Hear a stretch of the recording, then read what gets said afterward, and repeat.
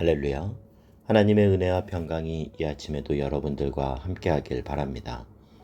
오늘 우리에게 주시는 하나님 말씀은 히브리서 2장 10절에서 12절까지의 말씀입니다.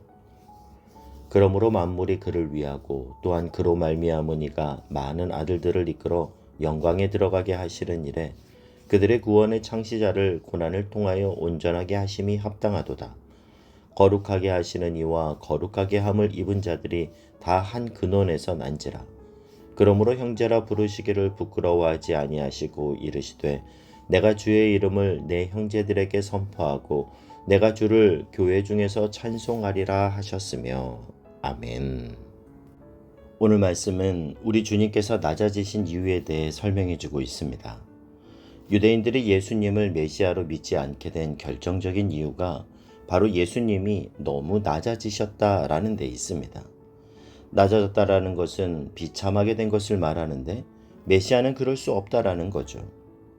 오늘 본문 앞에서 계속해서 예수님은 천사보다 훨씬 우월하신 분이라고 강조합니다. 이스라엘 사람들은 하나님을 제외하면 그 다음으로 가장 위대한 존재를 천사로 여기고 있었습니다. 천사는 누구도 해치지 못하고 초월적인 능력을 가지고 있다고 생각했죠. 그래서 소돔과 고모라 땅을 멸망시킬 때 천사 둘이 그 일을 했고, 또 히스기야 왕 때는 아수르의 대군이 쳐들어왔을 때 18만 명이 한꺼번에 죽게 되는 일이 한 천사가 한 일이라고 성경에는 기록되어 있습니다.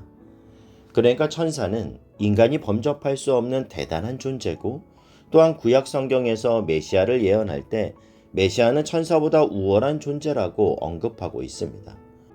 그런데 유대인들이 경험한 예수님은 어떤 분이셨습니까? 다른 선지자들처럼 기적을 행한 건 인정하고 또 다른 여러 선지자들보다 더 월등하게 놀라운 일을 일으킨 것도 사실이지만 그렇다고 해도 천사보다는 못하다라고 생각한 거예요. 천사라면 결코 죽을 수 없고 어떤 대적도 물리칠 수 있는데 예수님은 로마 병사들에게 짓밟히고 나중에는 십자가에 처참하게 죽어버리는데 어떻게 예수님이 메시아일 수 있느냐, 이런 논리입니다. 그렇기 때문에 그 당시에 예수님을 믿게 된 유대인들조차도 이런 논리를 계속해서 들으면서 신앙이 흔들리게 되는 거예요. 그래서 히브리서 기자는 히브리서를 쓰면서 가장 먼저 예수님은 천사보다 뛰어나신 분이다, 이걸 강조하고 있는 겁니다. 그러면서 하나님이 예수님을 잠시 동안 천사보다 못하게 하시고 죽음의 고난을 당하게 하신 이유, 그분의 낮아지심에 대한 이유에 대해 오늘 본문에서 말씀하고 있습니다. 10절 말씀을 보면요. 그러므로 만물이 그를 위하고 또한 그로 말미암은 이가 많은 아들들을 이끌어 영광에 들어가게 하시는 일에 그들의 구원의 창시자를 고난을 통하여 온전하게 하심이 합당하도다. 이 땅의 모든 만물은 그를 위하여, 즉 하나님을 위하여 지어졌는데 이 하나님이 하시고자 하시는 일이 있다라는 거예요. 그 일이 뭡니까? 많은 아들들을 이끌어 영광에 들어가게 하시는 일. 많은 아들들은 다름 아닌 믿음의 성도들이죠. 성도들을 영광에 들어가게 하시는 일을 하나님께서 원하신다라는 겁니다. 그 일을 하시고자 하시는 거예요. 여러분, 영광이라는 건 하나님께만 해당되는 단어입니다. 인간은 본질적으로 영광에 들어갈 수 없는 존재예요. 그렇기 때문에 구원의 창시자, 즉 예수 그리스도께서 고난 받으심으로 그를 믿는 자들이 영광으로 덧입게 되는 일에 합당하게 하셨다라는 겁니다. 우리는 영광으로 들어갈 수 없는 죄인이지만 그리스도의 고난이 우리에게 의의 옷을 입혀주셔서 우리가 의인이 되어 영광에 들어갈 수 있는 은혜를 누리게 되었다라는 겁니다. 여러분, 이것이 바로 십자가의 신비고 십자가에서 예수님이 이루신 거룩한 신적인 교환의 은혜입니다. 그가 이 땅에 오신 이유, 그가 낮아지신 이유, 그가 죽으신 이유는 우리를 영광으로 이끄시기 위해서입니다. 그렇기 때문에 예수의 이름은 우리를 구원하는 유일한 이름인 줄 믿습니다. 그 예수 이름 안에 구원이 있고 그 예수 이름 안에 치유가 있고 그 예수 이름 안에 회복이 있고 그 예수 이름 안에 능력과 자유가 있는 줄 믿습니다. 여러분, 오늘도 그 예수의 이름을 붙드시고 그 예수의 이름을 믿으시고 그 예수의 이름을 부르실 수 있기를 바랍니다. 11절 말씀을 보면요. 거룩하게 하시는 이와 거룩하게 함을 입은 자들이 다 한 근원에서 난지라. 그러므로 형제라 부르시기를 부끄러워하지 아니하시고. 거룩하게 하시는 이는 예수님을 가리키고요. 거룩하게 함을 입은 자는 우리입니다. 그런데 그는 창조자시고 우리는 피조물인데 형제라 부르시기를 부끄러워하지 아니하신다라는 거예요. 도무지 상상할 수 없는 신분 상승 아닙니까? 요한복음 20장 17절에 보면 우리 주님께서 십자가에서 못 박혀 죽으시고 부활하고 난 다음에 무덤 앞에서 울고 있던 막달라 마리아에게 이렇게 말씀하십니다. 너는 내 형제들에게 가서 이르되 내가 내 아버지 곧 너희 아버지 내 하나님 곧 너희 하나님께로 올라간다 하라. 저는 예수님의 이 말씀이 얼마나 감격스러운지 모릅니다. 여러분, 사실 제자들은 3년을 예수님과 함께하면서 예수님이 하나님이시라는 것을 수없는 기적을 통해서 경험했음에도 불구하고 여전히 그들은 실수투성이었어요. 믿음이 있는 것 같다가도 금방 믿음 없는 말과 행동을 하는 연약한 존재였을 뿐만 아니라 심지어 예수님에게 가장 지지와 위로가 필요했던 그 십자가의 순간에는 예수님을 부인해버리고 그리고 저주하며 도망친 정말 괘씸한 자들입니다. 그런데 예수님께서 막달라 마리아를 통해서 그들은 내 형제들이다. 내 아버지가 너희의 아버지고 내 하나님이 너희의 하나님이라고 말씀해 주시는 거예요. 여러분, 하나님은 비록 우리가 실수하고 믿음 없는 행동을 할 때도 있지만 우리가 주님께 드렸던 작은 사랑의 고백, 주님을 사랑해서 했던 나의 작은 헌신을 너무도 귀하게 보시고 잊지 않고 기억해 주십니다.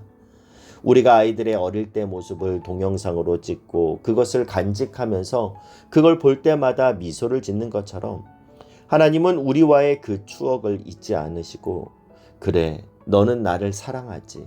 그걸 내가 알지. 말씀해 주세요. 여러분, 이것이 은혜입니다.